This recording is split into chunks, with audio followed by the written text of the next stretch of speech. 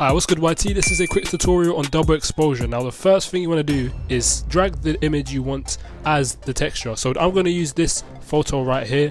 This is a painting of a sunset and waves. It's very cool. I'm going to add that just in front of myself right there. Make sure this is at the top layer because you know this needs to be the texture. So the portrait, which is the picture of myself, needs to be at the bottom, right? That's very important. Now you need to click on the blend options, and as you can see there are many blend options.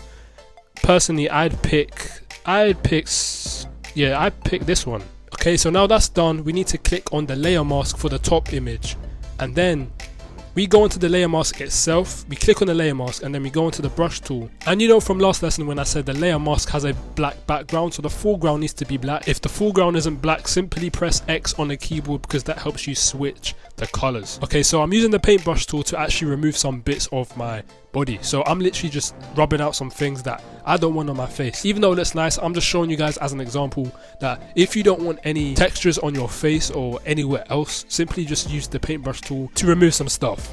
You could also re-add back what was on there by switching to the white foreground.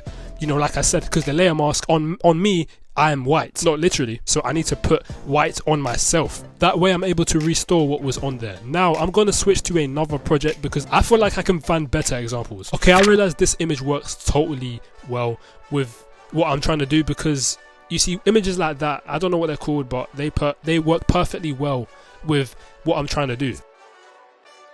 Oh, okay, this is definitely redemption. I'm actually going to go into the brush settings now, so I'm going to go on opacity. I recommend changing the opacity to 35%. This allows you to rub out the texture but still see some bits of the texture. You want to rub it out but not too much, you feel me?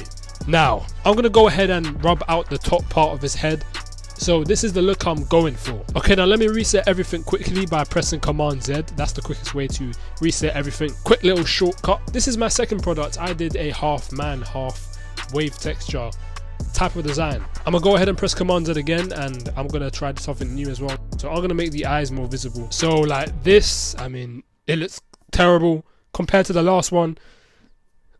He looks more like Electro from Amazing Spider-Man. But anyways, that's all from me today. If this helped you, please make sure to drop a like and hit the subscribe button below. I'll see you guys and girls in the next video.